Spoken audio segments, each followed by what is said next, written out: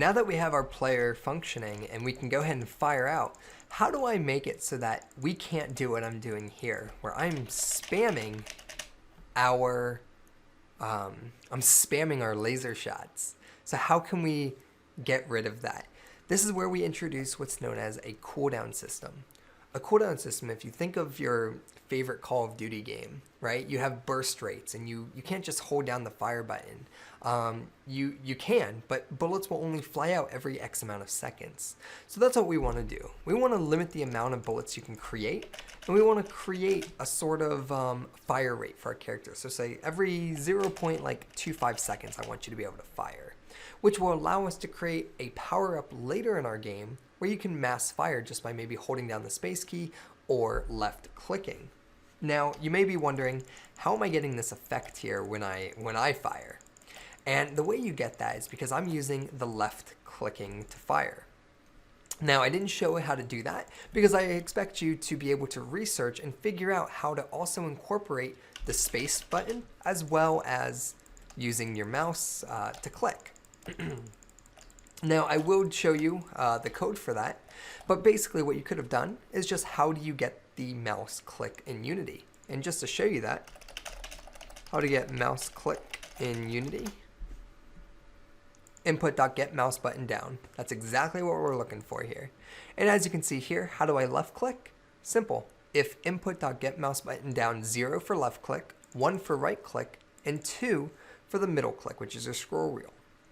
So, and if we look at my code for that, you can go ahead and see here that in my fire method, all I've done is I check for the space key, and these two brackets here, these standing tall braces, are an OR statement. So I'm checking if I hit the space key or if I hit the left mouse button. And if I do either of those, this condition is true, and I instantiate my laser. So what I want to do is I want to create a cooldown system.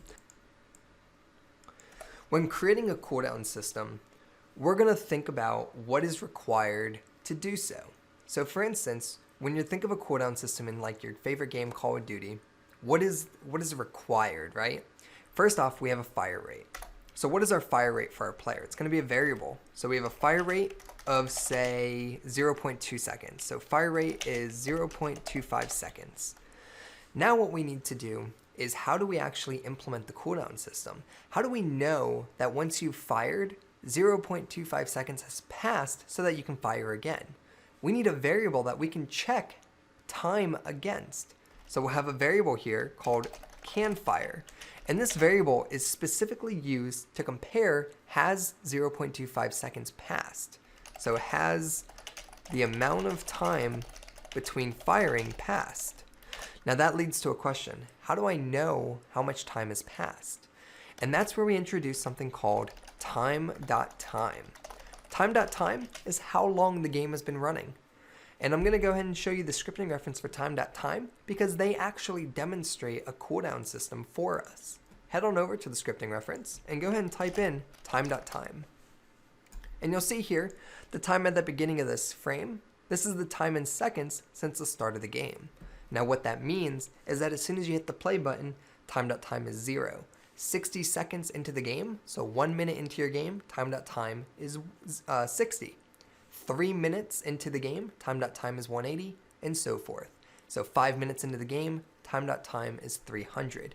We're going to use this variable of how long the game has been running to compare how long since our last fire. Now check out the time.time description here. So it's the time since the game has started, and then look at their example here. They actually provide us with an example of a fire rate cooldown system. So check it out. Similar to us, we have a fire rate of 0.25 seconds for us. We have a next fire variable, which is a float, and it's set to 0. And what they're doing here is if get button fire, so they're using the input manager, so if they hit the left mouse button down, and time.time, which is how long the game has been running, is greater than next fire, which is 0. All right, it's a true condition because time.time, say the game's been running for 60 seconds and next fire is 0. Is 60 greater than 0? Yes, we're in a true condition. Now we're here. 0, which is next fire, now gets reassigned to the current time, which is 60, plus your fire rate, which would be 0.5, which means that for 0.5 seconds, this condition is no longer true, and thus you cannot fire. So let's go ahead and incorporate this into hours. So here we have a fire rate of 0.25 seconds. Because we're working with a float value, we need a float variable. So here we'll go ahead and say public float fire rate equals 0.25f. Also, we have our can fire. So public float can fire, or you can think of it as your next fire, equals 0.0f. Okay, so we got those two variables in. Now we need to make use of time.time. So here's where we actually check if we left click.